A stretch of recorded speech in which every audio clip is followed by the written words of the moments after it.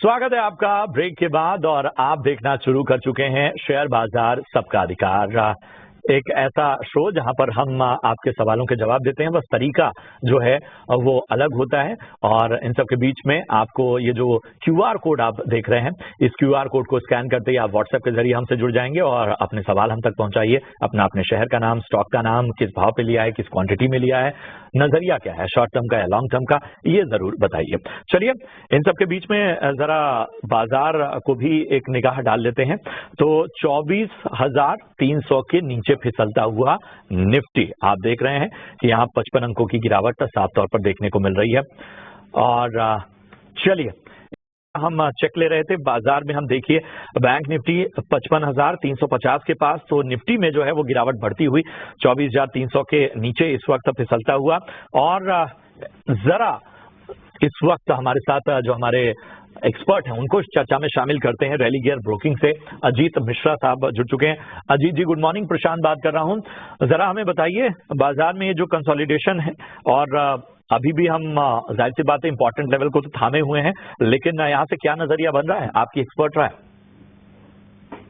शुक्रिया प्रशांत देखिए यहाँ पर हाल फिलहाल में हमने काफी मेजर कंसोलिडेशन जो देख रहे थे मार्केट में उसको एंड होते हुए देखा है कि ऊपर पे बार बार आप 23,800 पे आते थे तो वो रजिस्ट कर जाता था मार्केट। तो उन लेवल्स को ब्रेक करना, उनके पास सस्टेन करना, तो काफी हद तक पहले से बहुत बेटर सिचुएशन है मार्केट में। पार्टिसिपेशन वाइज भी अगर आप बात करेंगे तो कुछ एक सेक्टर जो कि थोड़ा साइडलाइंस पे थे वहां पे भी अब रिकवरी दिख रही है, जैसे कि आईटी में, पोस्ट इंडस्ट्रियल टेक नंबर्स। तो ब्रॉड बेस्ड पार्टिसिपेशन इन 23,800 मेरे हिसाब से अब ये काफी मेजर लेवल रहेगा आने वाले टाइम में। जब तक इनके ऊपर होल्ड कर रहे हैं तब तक मार्केट में पॉजिटिव बायस बना रहेगा। बाय एंड डिप्स की अप्रोच मेंटेन करके चलिए।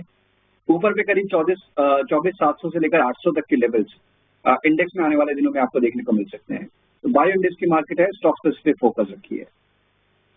का मार्केट है, स्टॉक स्पेसिफिक एक्शन पर फोकस रखें, अंशी साहब की ये सलाह। और हमारे दर्शक अविनाश का मैं सवाल लूंगी।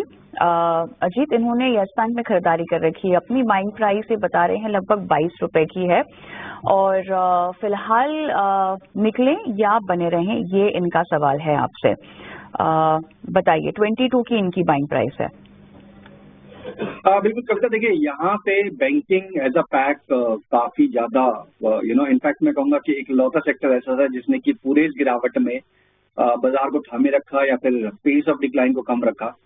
But with in the sectors आपको बहुत सारे स्टॉक्स मिल जाएंगे जो कि काफी लंबे टाइम से अंडर परफॉर्म कर रहे हैं। उनमें से एक नाम यस बैंक का भी है।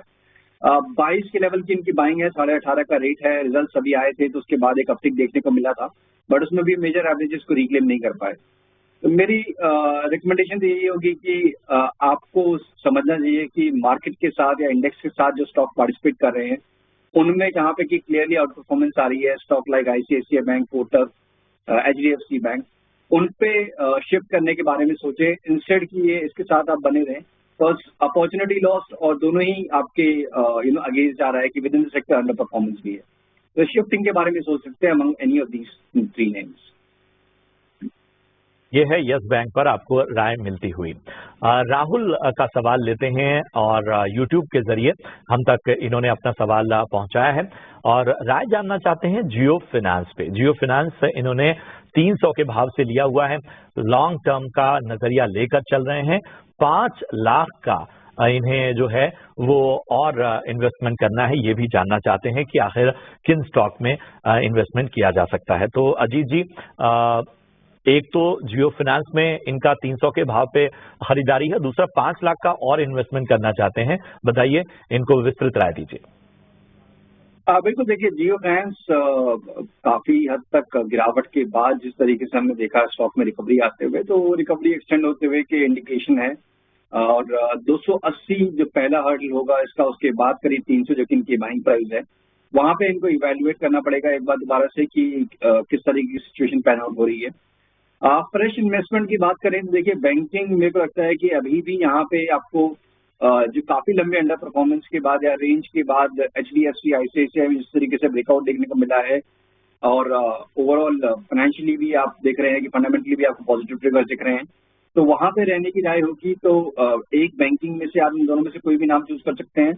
साथ ही साथ एक नाम आप आईटी पैक में से, अगर आपका लंबी अवधि का नजरिया है तो एचसीएल टेक को भी आप ऐड कर सकते हैं फ्रॉम 2 to 3 ऑफ टाइम एराइजेशन। अजीत, आगे बढ़ते हैं और अगले दर्शक ने जो है एचसीएल टेक पर सवाल पूछे हुए हैं। केतकी इनका नाम है और केतकी कह रही है इन्होंने 1567 पर खरीदारी कर रखी है और इन्होंने अपना नजरिया हालांकि मुझे नहीं बताया है। हाल की ही खरीद ये लगभग लग रही है। नजरिया नियर टर्म आउटलुक ही बताइएगा, किस तरह से अब स्ट्रॉन्ग Q4 अर्निंग्स और रेवेन्यू ग्रोथ के लिहाज से नंबर्स पॉजिटिव लगे, लेकिन कितना रुकना चाहिए? देखिए कविता, यहाँ पे अगर मैं बात करूँ तो आईटी एज अ पैक में भी काफी लंबे टाइम तक एचसीएल टेक की परफॉर्मेंस रही।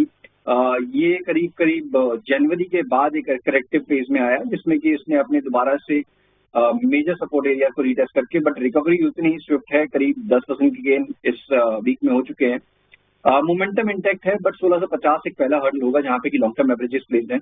तो वेरी शॉर्ट टर्म अगर बात करें तो उनको जो बाइंग प्राइस है उससे थोड़ा सा ऊपर, करीब 10 पॉइंट ऊपर, उनको 1560-70 का एक स्टॉप लॉस के साथ 1650 अगर एकदम इमीडिएट टारगेट है वो देखना चाहते हैं तो ये ब्रेक हुआ तो फिर मोमेंटम और एक्सटेंड हो सकता है करीब 1750 तक के लेवल्स। आपको इन्वेस्टमेंट के लिहाज से भी अजीत जी ने बता दिया और रिलायंस जो है जियो फाइनेंस उस पर भी आपको राय मिल गई। बढ़ते आगे, नतीजों के बाद थायरो केयर के शेयर में आज जोरदार उछाल देखने को मिला है। थायरो में ही नहीं, फार्मा के भी चुनिंदा स्टॉक्स में अच्छी तेजी देखने को मिल रहे हैं। एक वक्त पे डिफेंसिव स्टॉक्स माने जाते थे ये सब। हमें बताइए थायरो केयर पे क्या राय बन रही है, या फार्मा में कहीं और बेहतर नजरिया है तो वो भी राय दें। बिल्कुल, देखिए यहाँ पे थायरो केयर में काफी स्ट्रॉन्ग ट्रैक्शन देखने को मिला है, जिस तरीके से करीब 28% के गेन इस वीक में हो चुके हैं। वॉल्यूम्स काफी स्ट्रॉन्ग रहे हैं, बट इस मोमेंटम के बाद में जैसे थोड़ा बहुत स्टॉक शायद कंसोलिडेट करे और वो हेल्दी भी होगा। करीब 830 से लेकर 900 के बीच में कहीं ये कंसोलिडेशन देखने को मिल सकता है। तो जो फ्रेश बाय करना चाहते हैं उनको थोड़ा सा अभी ग्रेजुअली एक्यूमुलेट करने की रिकमेंडेशन होगी कि एक बार 830 से लेकर 900 के रेंज के बीच में ये बाय करें, और 780 एक बेस मेरे हिसाब से ये अभी बन जाएगा नियर टर्म के लिए, और 1040 तक के टारगेट्स पोटेंशियली आपको देखने को मिल सकते हैं। इसके अलावा जो मैं फार्मा स्पेस में देख रहा हूँ जहाँ पे काफी ज्यादा स्ट्रेंथ मुझे नजर आ रही है वो है डिविस लैब की। अगर आप देखेंगे तो स्टॉक ने काफी मेजर कंसोलिडेशन को एंड करने की अब इंडिकेशन दे दी है।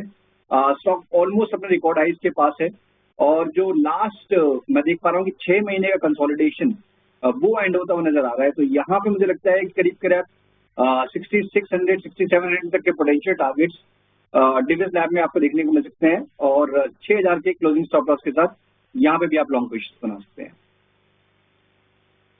चलिए, टीवी स्लैब पर ये सलाह, और अगले दर्शक फोन लाइन पर हमारे साथ है गुड़गांव से Vinod.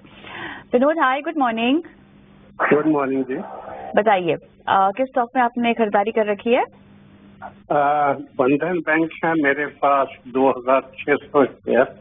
Okay sir. 200 average price है 210 रुपए, और मैं लॉन्ग टर्म इन्वेस्टर हूँ। काफी घाटा तो चल रहा है, लेकिन क्या इस समय और ऐड करूँ? बिल्कुल। अजीत, और ऐड करने की आप सलाह इनको देंगे? देखिए कविता, जैसे मैं बता रहा था कि banking as a pack, as a sector काफी स्ट्रांगली परफॉर्म किया, बट उसमें बहुत सारे स्टॉक्स ऐसे भी हैं जो कि स्ट्रगल कर रहे हैं month on month, year on year. तो उसमें से एक ऐसा नाम है बंधन बैंक का, जिसमें कि अगर आप देखेंगे तो बीच में थोड़ा बहुत कंसोलिडेशन पॉज जरूर दिखा था, बट ओवरऑल अगर आप देखेंगे तो नेगेटिव ट्रेंड ही बना हुआ है काफी लंबे टाइम से, और वो चेंज होता हुआ नजर नहीं आ रहा है जब तक कि इनके बाइंग प्राइस के ऊपर स्टॉक ना निकल जाए। करीब 200 के ऊपर जब तक सस्टेन नहीं करता तक मुश्किल लगता है मुझे। तो लंबी अवधि का नजरिया मैं तभी यही कहूंगा कि जो अच्छे स्टॉक्स हैं, फ्रंटलाइनर, जहाँ पे अपॉर्चुनिटी मिल रही है, जहाँ पे कि मार्केट के साथ भी अलाइंड है, ICICI, HDFC, कोटक, इनमें शिफ्ट होने के बारे में सोचें, एटलीस्ट पार्शियल पोजीशन जरूर शिफ्ट करें। चलिए, ये सलाह बंधन बैंक में आपको मिलती हुई, लेकिन हमें रुकना होगा एक छोटे से ब्रेक के लिए, और ब्रेक के विस्तार भी आपके सवालों के जवाब हम दे रहे हैं। QR कोड आपकी स्क्रीन पे फ्लैश हो चुका है, इसे स्कैन करें और झटपट अपने सवाल हम तक पहुंचाएं। मिलते हैं ब्रेक के बाद।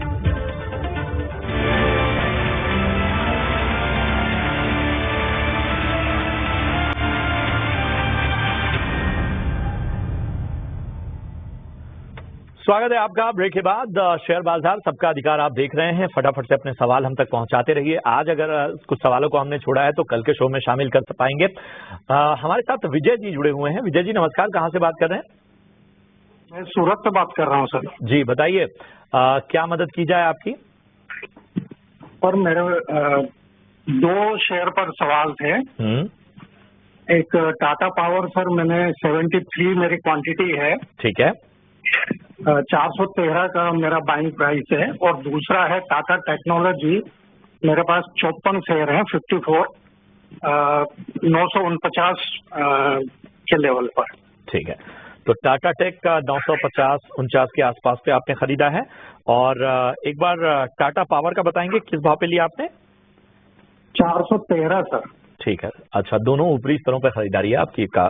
चलिए अजीत जी बताइए, क्या राय बन रही है? टाटा पावर 413 की बाइंग है, और इसके अलावा अगर हम बात करें खासतौर पे टाटा टेक की, तो यहाँ पर इन्होंने भी ऊपरी स्तरों की खरीदारी की है 950 के आसपास। बताइए।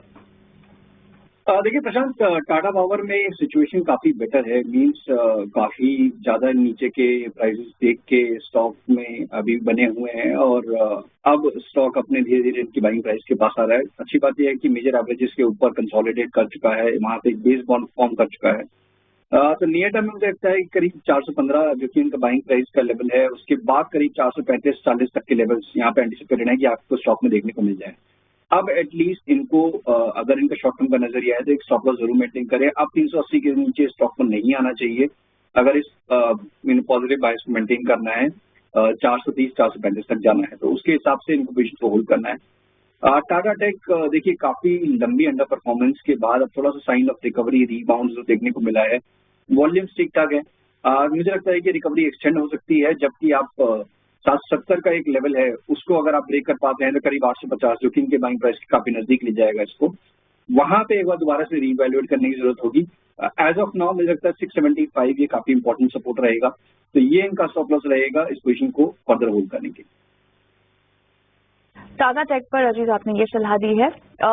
एक और सवाल लेते हैं, और रितेश का सवाल जो है वो इस वक्त CDSL पे है, और YouTube के जरिए ये सवाल हम तक पहुंचा हुआ है। 1166 शेयर 1166 के भाव में, माफ कीजिएगा, इन्होंने ये शेयर लिया हुआ है, और 25 शेयर इनके पास है। 5 साल का नजरिया ले रहे हैं। तो बताइए क्या राय बन रही है अजीत जी फटाफट से? CDSL पे अच्छे लेवल पे बाइंग है 1166। इस उतार चढ़ाव भरे मार्केट में इस तरह की एंट्री भी बड़ी मायने रखती है। बिल्कुल, और साथ साथ काफी लंबी अवधि का नजरिया है। तो बेसिकली अगर आप प्ले कर रहे हैं कि इंडिया की कैपिटल मार्केट और कितनी स्ट्रेंथन होगी आने वाले टाइम में, तो नो डाउट इस स्टॉक के थ्रू आप उसको प्ले कर सकते हैं। और पास में भी हमने देखा है कि जब मार्केट में न्यू एडिशंस हुए थे, न्यू एंट्रेंस के प्लेयर्स की इसमें वापसी हुई थी, और एडिशन हुए थे 2020 से लेकर 24 तक का पेस, तो स्टॉक में काफी अच्छे रिटर्न्स दिए थे। अभी भी वो ट्रेंड लॉन्ग टर्म पे जारी है, तो मुझे लगता है कि अच्छी बाइंग लेवल है, उसको बने रहना चाहिए। पहला एक पड़ाव करीब 1500 पे हो सकता है, उसको ब्रेक करने के बाद करीब रिकॉर्ड हाइस की तरफ आने वाले टाइम में आपको स्टॉक नजर आ सकता है। तो अच्छी लेवल की बाइंग है, बने रहिए आप यहाँ पर। चलिए, इतने ही सवालों को आज हम शामिल कर पाएंगे। अजीत जी बहुत बहुत शुक्रिया अपना कीमती समय देने के लिए, निवेशकों का मार्गदर्शन करने के लिए। औपचारिकता है इसलिए अपना डिस्क्लेमर भी देते जाइए। बिल्कुल, शुक्रिया। देखिए यहाँ पे जो भी स्टॉक्स हमने डिस्कस किए, पर्सनली कोई भी स्टॉक में होल्ड नहीं करता हूँ, बट हमारे क्लाइंट्स के पास पोजीशंस हो सकती हैं। शुक्रिया अजीत जी, बहुत बहुत धन्यवाद, अपना समय आपने दिया। इसी के साथ शेयर बाजार सबका अधिकार में आज के लिए इतना ही। दीजिए मुझे और कविता को इजाजत, लेकिन एक्शन बाकी है इसी नाम स्वदेश पर लगातार दिन भर। थोड़ी देर बाद देखिए कमोडिटी की हर हलचल मेरे सहयोगी विशु मोहन के साथ। नमस्कार।